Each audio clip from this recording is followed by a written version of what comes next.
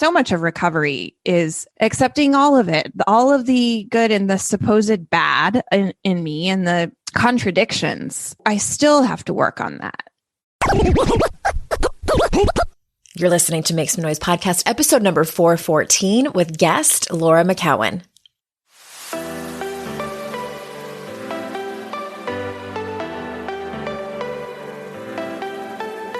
Welcome to Make Some Noise podcast, your guide for strategies, tools, and insight to empower yourself. I'm your host, Andrea Owen, global speaker, entrepreneur, life coach since 2007, and author of 3 books that have been translated into 18 languages and are available in 22 countries.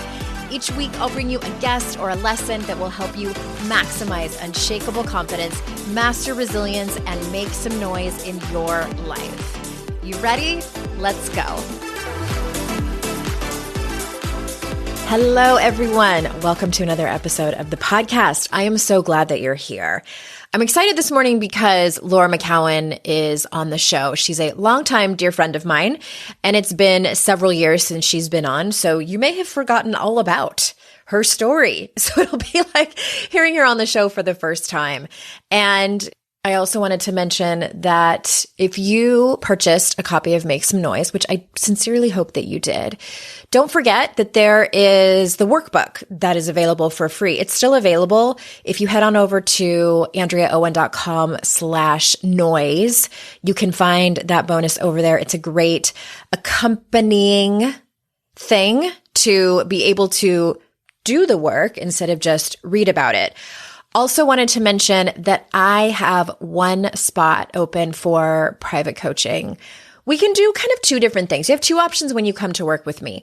We can go through the Daring Way and Rising Strong, or just one or the other, which is the modality based on the research of Brené Brown. I'm trained and certified in her work. I'm taking one person through it right now, and it's amazing. You learn brand new tools and get it in your bones so you can take that work with you into your life forever and ever. Amen. And also you can come and work with me without doing curriculum, and you bring your own agenda. You bring your primary focus. And sometimes people have a goal that they want to accomplish and they just cannot seem to get past the obstacles. Or sometimes it's relationships that they're having a hard time setting boundaries. They've gone around in circles with someone or something and they need some guidance. And you can head over to andreaowen.com/apply and fill out the application there. I also have Liz and Sabrina, who are my lead coaches that also work with clients, and that might be a better fit for you. So head on over to andreaowen.com/apply, and my team will help you figure out what is the best fit for you. Alrighty then. For those of you who are new to Laura, let me tell you a little bit about her. Laura McKowen inspires people to say yes to a bigger life. She's the author of the bestselling memoir, Are The Luckiest, The Surprising Magic of a Sober Life, and the founder and CEO of The Luckiest Club, a global sobriety support program. She has been featured in the New York Times, The Guardian, WebMD, Psychology Today, and The Today Show.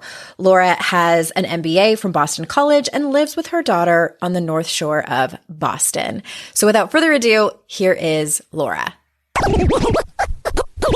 Laura, welcome back to the show. Thank you. Hi. It's so fun to have you on here in a more professional setting. I know. It's been years too. It's been years. I feel like the last time you were on was 2015 or 2016. No way. Yeah. Well, that's when I had my recovery series, and we'll drop that link in the show notes. And that's why my first question is to ask you about your story, because it's been so long since you've been on. Even if people did listen to that, it's a different story now. They don't remember. Yeah. No. And so let's dive into specifically your sobriety story, like how you went from working in advertising and drinking to now being a sober person in recovery and teacher and author, speaker, all of those things. Okay. I know that's that could take like 45 minutes. Yeah, I'll do it. You could give us the condensed version. Much quicker version. Yeah. I was in marketing and advertising for 15 years.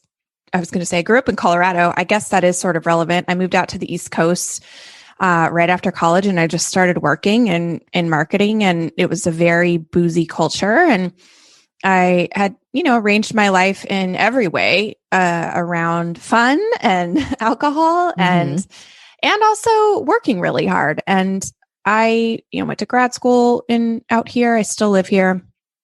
I got married. I had a little girl in 12 years ago.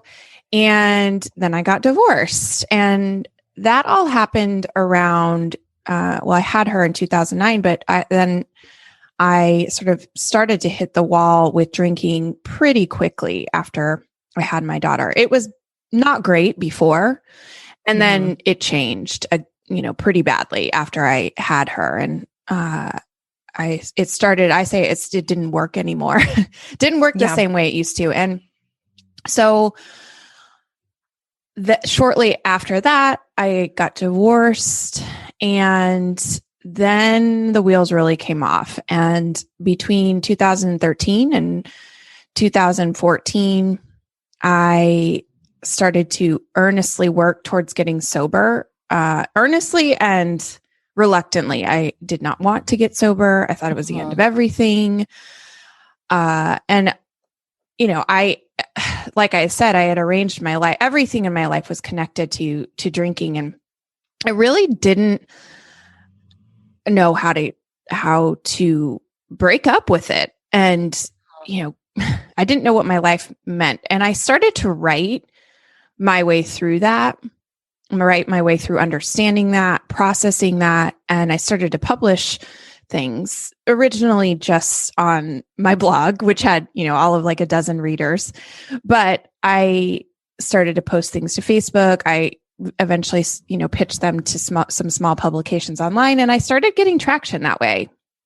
And then I also started a podcast called Home in 2015, and that took off, and it opened up this whole, I started to talk and write my way through getting sober. And I had long wanted to be a writer. It felt like a ridiculous pipe dream at that point. I was 35, 36. I had, already had a career. I had invested so much energy and time and resources and all of those things into it. And it just seemed like there's no way I could. How does one become an author all of a sudden? Yeah. But magically. Yeah. How does that work? But I still held this idea or this dream. And as I started to work towards it, meaning I continued to podcast, I continued to write, I continued to build a little bit of a following on social media and things like that. Eventually, after a couple years of doing that and a couple years of sobriety, I got sober finally in 2014. The stars aligned in such a way that I was able to make a leap with, a little bit of security, like 6 months worth. And I just decided to go for it. And, that was in 2016. 2021 now. And I have just since then, I started off doing workshops and retreats. I have been a yoga teacher for a really long time. And I started teaching online classes that I created around personal development and sobriety. And my first book came out, We Are The Luckiest, came out last year in 2020, in January. And, that went really well. And I started a company or a sobriety support group, community rather, last year in the pandemic called The Luckiest Club. And I've just been, following the breadcrumbs ever since I got sober, really. And I'm now currently in the process of writing my second book. So that's the very condensed version. The short 3-minute version.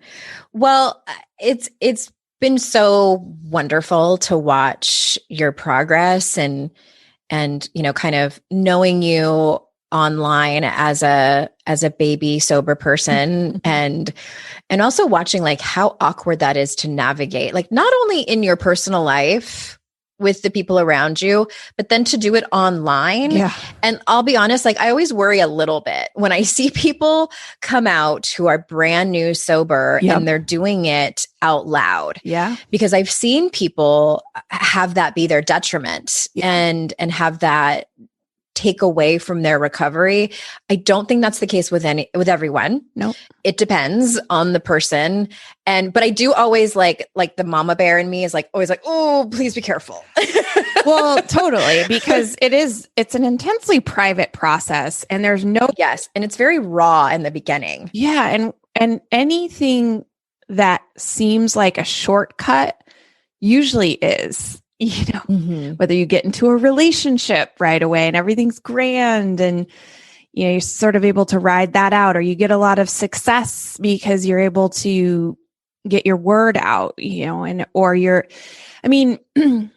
thing is, if you do it out loud, you're doing it in front of an audience. And so some part of your internal process becomes performative, and right. How could it not?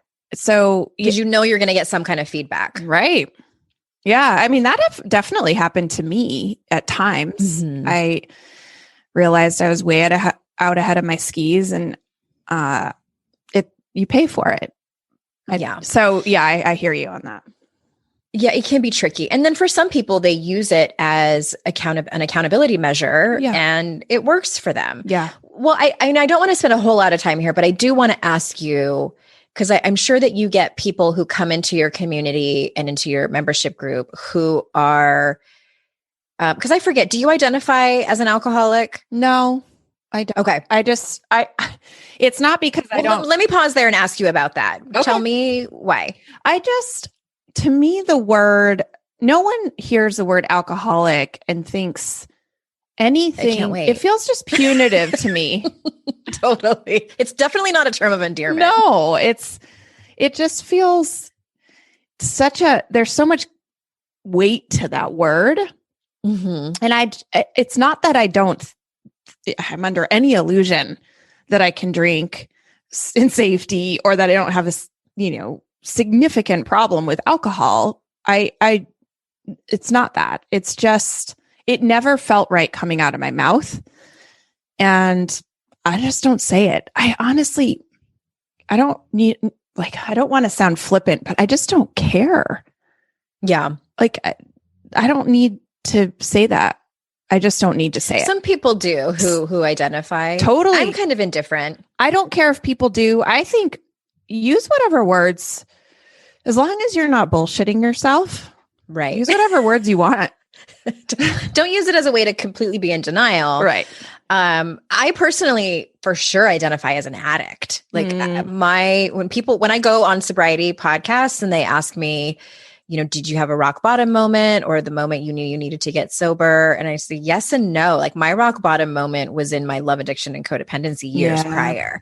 Alcohol was just the thing that I grabbed onto when I started healing from codependent and love addiction behaviors. And within a couple of years, I knew that I needed to quit that as well. For me, it was just the symptom. So do I have addict thinking? 100%. I feel like I just was very blessed that I never found heroin or meth or got too deep into cocaine because I would have been a drug addict. Yeah.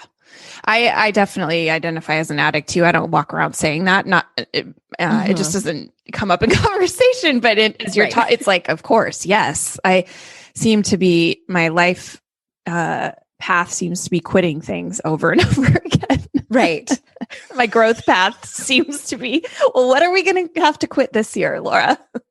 Well, and you and I were having an offline conversation, I think just earlier this week. And I said, my thing with relationships has always been, what did I say? How fast can I run into your face? How fast can I run into your face?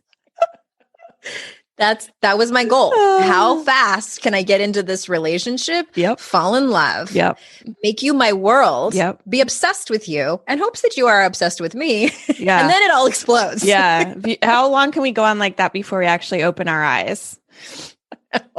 I used to half joke that I would run around corners with my eyes closed and my arms open. Like that's how I ran into all of my relationships. Yeah. Like friendships. Yep.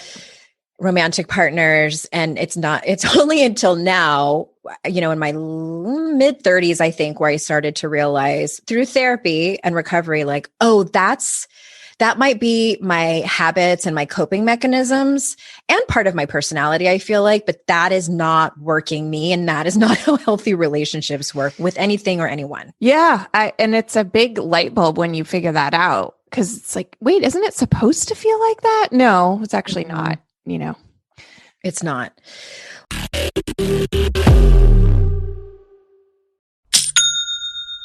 Shopify's already taken the cash register online, helping millions sell billions around the world. But did you know that Shopify can do the same thing at your retail store? Give your point of sale system a serious upgrade with Shopify. With Shopify, you get a powerhouse selling partner that effortlessly unites your in-person and online sales into one source of truth. Track every sale across your business in one place and know exactly what's in stock. Connect with customers inline and online. Shopify helps you drive store traffic with plug-and-play tools built for marketing campaigns from TikTok to Instagram and beyond. Get hardware that fits your business. Take payments by smartphone, transform your tablet into a point of sale system, or use Shopify's POS Go mobile device for a battle-tested solution. Sign up for a $1 per month trial period at shopify.com/noise, all lowercase. Go to shopify.com/noise to take your retail business to the next level today. Shopify.com/noise.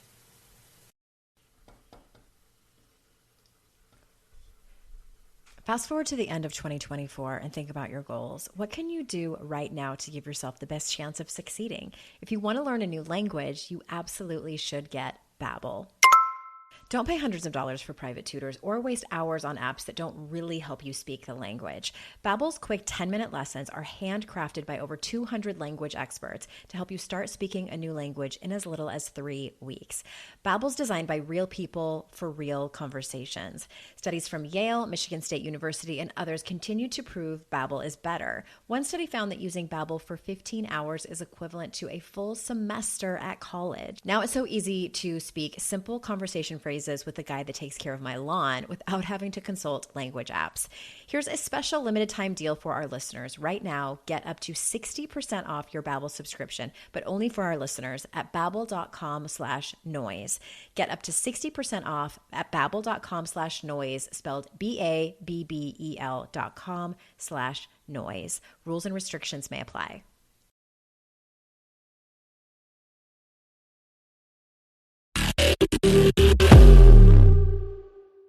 Okay, well, tell us about your book, which I'm holding right in front of me. It's called We Are The Luckiest, The Surprising Magic of a Sober Life. And I love this book because it is part memoir, and please tell me if I'm totally wrong, but I took it as part memoir, part self-help, where you tell stories about your own personal experiences around drinking and that kind of behavior, and then what you have done to heal from it. Yeah, Is that fair? I think that's pretty much right. I would say, I always say it's a memoir. I feel like it's 95% memoir. And then but I am talking directly to the reader often and saying, there is a little prescriptive stuff in there. So yeah, that's true. The book it's about my experience of getting sober from alcohol. And I really focus a lot on there was a period of time, I call it purgatory, between when I did have a bottom. It wasn't the end of my drinking, but the lowest point of my drinking was leaving my daughter alone in a hotel room when she was 4 years old overnight because I was blacked out. It was at my brother's wedding, and that's where the book starts. And that's when shortly after that, I went to my first 12-step meeting, and that was the first time I'd ever really said, okay, this is something I have to do. There was a year and a half before I actually got sober. And it was it was the most excruciating year and a half of my life. But not only excruciating, it was everything. And because I did taste sobriety in that time.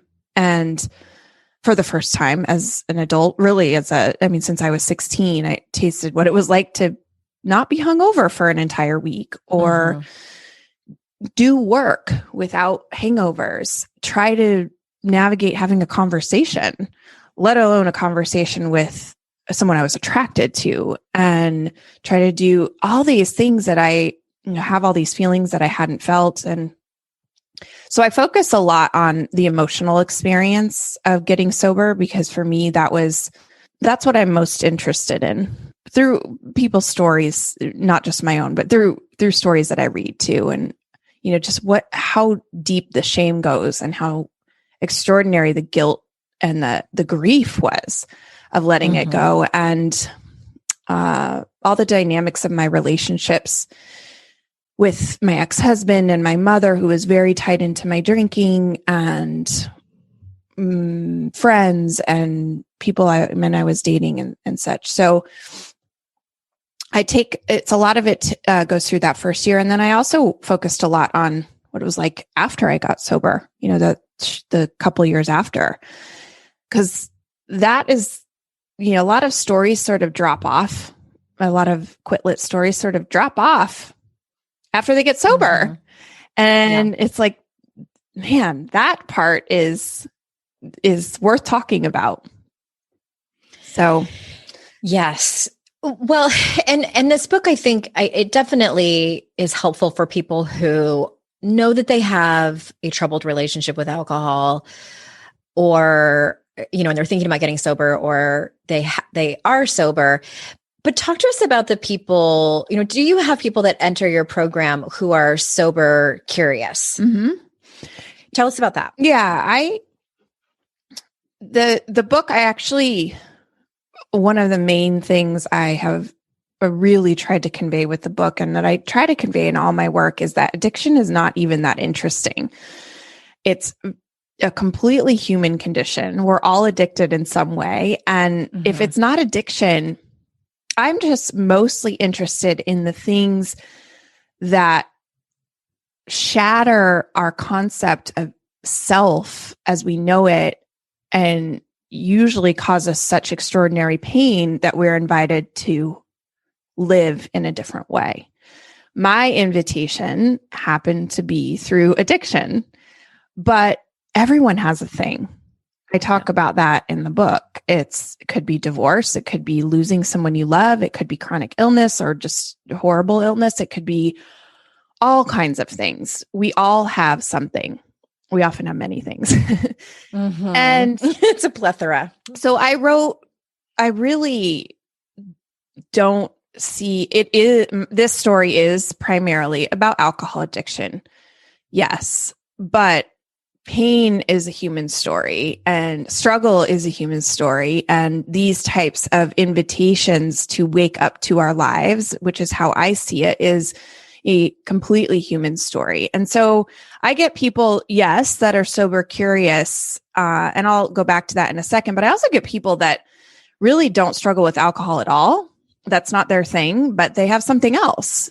Lots of people who've struggled with food, lots of people who struggled with getting over a relationship or grief. It was really important to me, and it is really important to me to take this specialness out of the story of addiction. And what do you mean by that? Like, it's just not that interesting. It's not unique. Okay. Oh, you mean just the specificity of addiction to chemical addiction. Yeah. It's like, there's nobody that's not addicted. Right. Nobody. And yet I think for most people, it's process addiction versus chemical addiction. And then that's the thing that it's hard to pinpoint. Yep. And, addiction is a very human condition. It's documented in every historical, sociological, anthropological record from the beginning of time. It's in every wisdom text they talk about. They call it different things, but it's a human condition to grasp and to seek pleasure and to escape pain. So that's what I mean. And as far as sober curiosity goes, it's an interesting phenomenon, because you and I both know that problematic drinking exists on a spectrum. And a big one. It's a very big spectrum. And I would say up until, 5 years ago, there was this, and still, I would say largely, but it's changing. There's this binary thinking. You can either drink with impunity or you can't because you're an alcoholic. And it's just not the truth. Several studies have come out. One just came out again about a month ago that said there's no safe amount of alcohol. Any amount of alcohol causes brain damage. I'm not a prohibitionist. I'm not against people drinking at all. I'm just fascinated with the way that we have created this myth around alcohol in our culture so that, it's such a big deal to quote unquote have a problem with it, when in reality it is just it's a drug, and it's problematic for a lot of people in just different ways. And so the sober curious thing, I get people who, like, for example, my boyfriend would never have qualified as an alcoholic. He is someone who, though consistently, like a lot of people, had alcohol in his life, right? He would go to shows, he would go out to drinks with friends, he would go to dinner. It was kind of constant, but never, or very rarely, a problematic thing. And yet he read my book and was like, God, I'd never really thought about it this way, that it might be keeping me from something I don't even know about, right? This maybe extra 10% of my potential or my awareness or my presence. And so he stopped drinking, and he's like, I feel like I have a superpower. And so he's someone, I suppose, who would be sober curious, maybe, but I'm finding there's a lot of that people come in and just say, I don't feel like I have a good reason why I need to stop. And people think they need a reason, but I just have this gnawing sense that maybe it's not the best, not doing me any favors. Yeah. Maybe I should try it. I should try it. Right. It's always, this is kind of like a side note. And I feel like we've talked about this a while ago, but the people online, and it's typically women that I see, when, you or I or anybody in the sober community speaks out, especially against mommy wine culture and just how obsessed our society is with alcohol, and there's some pushback. Like, there's people who get defensive, and I think when you get defensive about something, sometimes that is an indicator that something is against your values. Like, if somebody goes online and says trans people are weird, you would get defensive because you believe in equality and, tolerance and, that type of thing. Like that kind of being defensive is warranted. But it's so interesting to me when people push back and get defensive. It's almost like the gun people come out, like how they are, like, don't take away our guns. It's like, no one's trying to take away your booze. Like, we're not trying to change legislature. Like, of course, drunk driving is bad, but all we're doing is spreading awareness and asking questions for people to maybe think more about their choices and their coping mechanisms and just their whole thinking. Yeah. Well, that's part of what I'm talking about when I say the cultural sort of story we have around alcohol. It's just really interesting when you break it down, because there are more deaths caused by alcohol than all the other drugs combined, including illegal drugs and prescription drugs. There's, that just goes on, but we don't think of it like a drug. It's like alcohol and drugs. It's like, no. And I think people's reaction to that is just, some of it is not wanting to be judged. And I totally get that. And I don't ever say these things in judgment. I don't. I say it because for me, I knew when I went to get sober, I felt like I was screaming at the bottom of a well, because it was like, this is not just a Laura has a drinking problem thing. We're all under this mass delusion that this isn't problematic until it is. And then, like, where's this imaginary line? Because if I looked all around me, everyone drank like I did. They really did. There was just this line that they didn't cross. And so I think it's just, people love their alcohol too. Like, you want to keep it. And I get that. And it's my intention is never to judge or to proclaim that everyone needs to abstain from drinking or anything like that. It's just like, ask these interesting questions that sort of challenge the entire paradigm that we have around drinking. And it's like you poke it and you see, oh, there's a lot in there, because these reactions are interesting, right? I'm just going to say, I feel like if you see something like that, where I'm thinking of one thing that Desiree Adaway posted. It was at the beginning of last school year. There was I don't know what store it was at, but there was a display of wine, and the sign said something about virtual learning. It's Trader Joe's. It was Trader Joe's. I thought it was, but I didn't want to throw Trader Joe's under the bus because I love Trader Joe's. Yeah. But yeah, they missed the mark. That was not great. And Desiree Adaway, who's an anti-racism educator, talks about white supremacy. She was talking about that and capitalism and patriarchy and stuff, and how it's harming women. Anyway, the comments, like, people got pissed off. And I remember thinking to myself, I feel like if I did not have any kind of super attachment to alcohol, I would have just scrolled on by and I wouldn't have cared. I would have been like, oh, that's an interesting opinion. I don't agree with it, but whatever. Yeah. Not my argument. So if someone is so inclined to die up on that hill, I feel like you might want to check yourself. Like, there might be something there. Yeah. I know. It's really interesting to watch. If you compare it to like cigarettes in the 70s or something, or even 60s, even 80s, I suppose, before. I think it was the 80s when we really started to crack down about it. Shame people for it. I know, right? It was similar, it was, no one questioned it. It was a very in vogue thing to do. Doctors even recommended it. You could smoke literally anywhere. And now there's some taboos around smoking in certain places. There's laws against it in many places. And it's just kind of fell out of cultural favor. Right. But drinking, it's a bang up marketing job on the part of big alcohol, for sure. And it's also, I know we don't want to talk about this the whole time, but I'm truly fascinated by the cultural element of it. The myth that we've created around it. I'm truly fascinated at how much we love our alcohol and protect it, right? To the point where you see someone, the data is right in front of our face. Like, we talk about the opioid crisis, right? It's tiny, teeny tiny compared to the alcohol crisis. It doesn't even come close, but no one wants to hear that. No.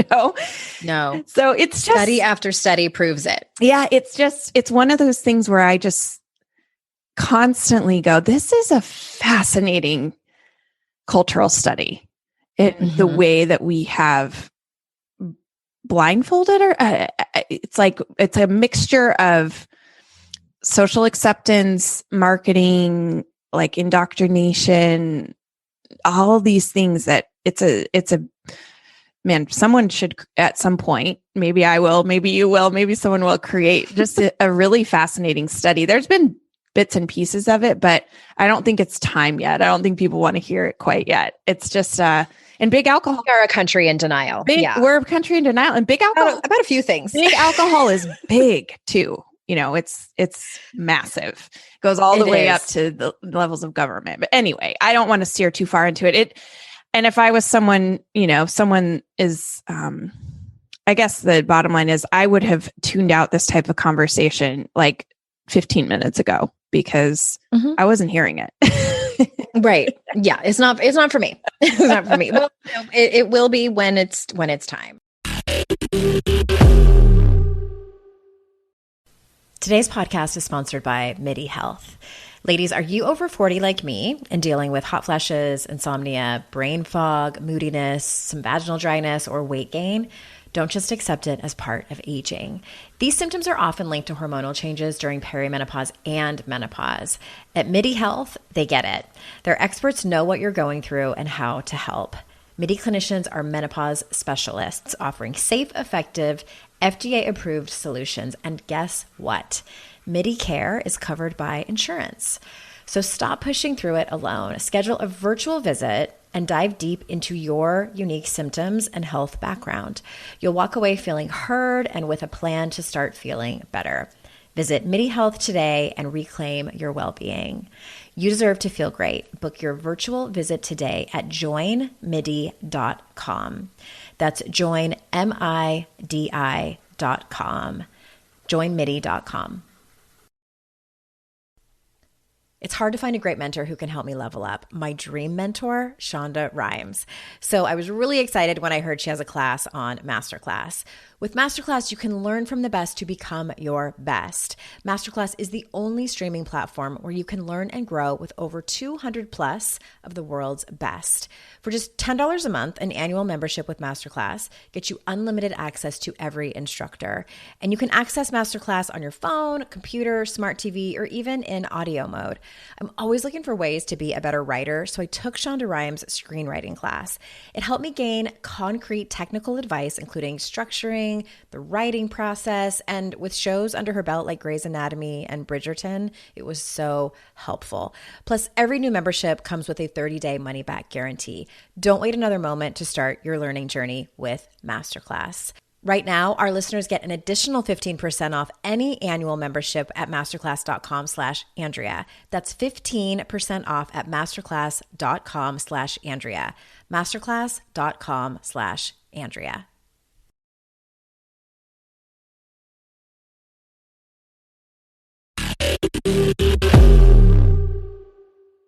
I want to shift gears slightly and talk about, I know that a good portion of your work focuses on people reclaiming their power after becoming sober.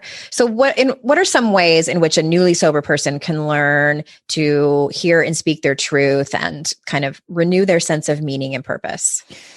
Yeah. It's something that it feels like it's very cliche to say, reclaim your power and all of that. But I mean it. I actually really mean it.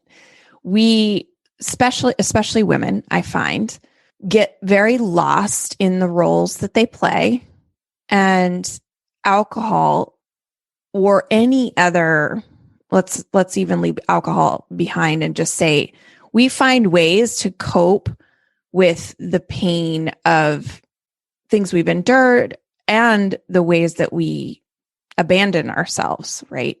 Abandon our voice, abandon what we know, abandon what we want. And we do that unconsciously, mostly. And I mean, thousands of women at this point, and there's some men in there too, get to the point where by the time their kids have grown up, that's usually when it happens, or at some point in their kids growing up, they realize they don't have a sense of identity. Or they've put the sense of identity that they do have is really, I'm a mother, I'm my job, and you ask them what they want to eat for dinner, or if they're tired right now, or if they're hungry right now, and they don't know. Yeah. And it's and that kind of dislocation from yourself it requires relief. And people find it through alcohol. They find it through their phones. They find it through whatever. We have a million ways to ease that pain. And when you take away the alcohol, or you take away whatever it is that is helping you to numb that, you're left with this sort of vacuum. You have a choice to maybe get curious about that and ask some questions about who you are and what you want. And the number one thing I always tell people to start doing is just writing things down. It sounds, again, kind of cliche, but it actually works. It's scientifically proven. It works. Write some shit down. Like, get a pen and paper. It's also available anytime and for free. Just start writing in the morning, like how you feel, and be honest. What's going on with you? How do you feel about your relationships? How does your body feel? What are you do you have any meaning in your days? Like what is giving you meaning? What's not? Burn those pages afterwards, if that's what is required for you to be honest, but start doing that. And what that really is getting thoughts and feelings that are inside of you, outside of you. So putting them on the page and really getting them out of your body, right? And starting to gently unearth the subconscious and allow, it's like, I just started gardening this year, and it's like, there's parts of my, I've never dug a hole in the earth. I've never tried to plant anything. And it's interesting and all kinds of metaphors, but there's parts of my outdoors that haven't been dug up for years. You can tell. And if you put the shovel in, it feels like you're hitting rock right away, but you're really not. You're hitting like just roots upon roots upon roots. And if I stomp on the shovel, it'll go down like difficultly, but it'll go down. And then you start to pull things up. And once you start to get in there, it's easier to get in there. And it's not easy, but it's very useful. Yeah. So writing. The other thing is to learn about boundaries. Oh, boundaries. When you were naming all those things that like people, like might be addicted to. And I that was what I thought. I'm like, poor boundaries. Yeah. Having no boundaries. Boundaries. Yeah. Having none. Just start to dip your toe in the water of learning about them. I mean, learning boundaries is like a lifelong process, but I have found in teaching people that once they start to hear about this, the concept of boundaries, what they are, and they realize, and they look at their own lives, I think it's the source of, 90% of sort of interpersonal problems and pain. Yep. I would agree with that. So just start to learn. There's all kinds of books. I always tell people to listen to the Rob Bell podcast, the Robcast episode on boundaries. If you just Google Rob Bell boundaries, he has one of the best podcasts on boundaries ever. So there's that. And then I think once you start to even get a little curious about this type of thing and have an ounce of willingness, the opportunities to explore that sort of surface naturally and organically in your life, right? The next book will show up. You'll have a conflict in one of your relationships where you'll go, okay, what was happening there? And then obviously there's all the therapy. I always recommend therapy and working with coaches and, just investing that time and reading and all of that. I love that plan. And I want to tag on one more thing, because I'm thinking about the people listening and thinking about them sitting down to journal, whether it's, the notes app in their phone or on their computer or pen and paper. And my addition to that is don't judge whatever comes up, or try your best not to, because what inevitably happens when people start to get curious, and I've done this too, is like we immediately label it as good or bad, right or wrong. Yes. Like if you're still hung up about a past relationship, like, well, I should be over that by now. They were so terrible to me, and I'm so terrible. I'm married. I can't believe I'm still thinking about this person. Oh my God, shut it down. Right. And it's just, when you notice yourself judging, if you are judging, just notice. It's sort of like what they teach us in meditation. Not that I'm any good at this, but you notice the thoughts come in and you look at them as if they're passing clouds. Well, aren't those interesting? And there they go. Yeah. If you can't beat yourself up into more curiosity, into betterment, into self-actualization. Nope. It doesn't work that way. It just makes you feel shitty.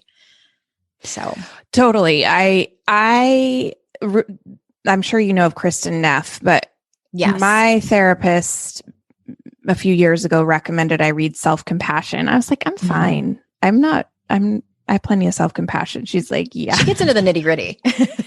Yeah, that's funny, Laura. Go read it. And I was like, oh, because we've been raised to think, conditioned to think that there are good feelings, bad feelings, right feelings, wrong feelings. And good thoughts, bad thoughts, and all that. They're not. They're are what the and that's what gets us into this thick water too, is like, or deep water, is trying to not feel what we feel. Yeah. Thinking that just by willing it away, it will go away. And no one gets away with anything. I know that for sure. Like, I have tried. Yeah, trust me. Which I think everyone listening has as well. Yeah, I have tried, but it isn't going away. So you got to look at that thing and learn to love it. And so much of recovery is about that for me, is accepting all of it, all of the good and the supposed bad in me, and the contradictions. And, I still have to work on that. And there will be times when I have thoughts that are absolutely like degenerate thoughts. I wish that person would just fall into a hole in the earth and die. I will have like a thought like that. And it's like, really, Laura? Really? And it's like, okay, so that's a thought that we have, interesting. So what's next? And the longer you go, the longer I go, the more I realize it's all in there. We're capable of everything. We're capable of thinking. You just got to push the shovel down. You got to push the shovel down, cut the roots, and just like see what's inside. But dig around, find the worms, dirt under your fingernails. Oh, hey, everyone. The book is We Are the Luckiest, The Surprising Magic of a Sober Life. Of course, all those links will be in the show notes, including the previous episode that Laura was on, where she goes more in depth about her story of getting sober. And anything else that you want to say? Where do you want? I know you're taking an Instagram break, but by the time this episode comes out, you might actually be back. So where do you want people to go to find out more about you, maybe to find out more about the Luckiest Club? Yeah, go to my website, because I may or may not be back on Instagram, but everything's at my website, which is my name, lauramckowen.com. There are links to all my work and my books, and the Luckiest Club as well is linked from there. Perfect. All right, everyone, you know how much I am so incredibly grateful for your time and that you choose to spend it with me and my guests. And remember, it's our life's journey to make ourselves better humans, and our life's responsibility to make the world a better place. Bye for now. Hey everyone, thanks again for listening to the show. And just a quick reminder that if your company needs a speaker or a trainer, I might be the right person for you. I speak and do keynotes on confidence and resilience for mixed audiences, as well as do trainings on the Daring Way, which is the methodology based on the research of Dr. Brené Brown. So if you think it might be a good fit, hit me up at support@AndreaOwen.com or head over to my speaking page, AndreaOwen.com/speaking.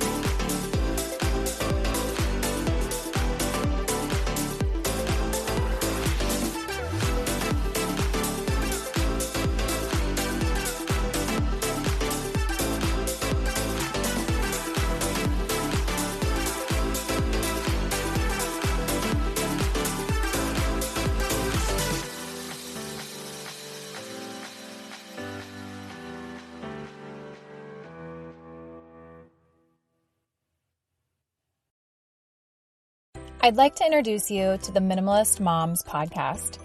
It's hard enough being a mom, and the last thing you need is stress from too much stuff and an overcrowded schedule.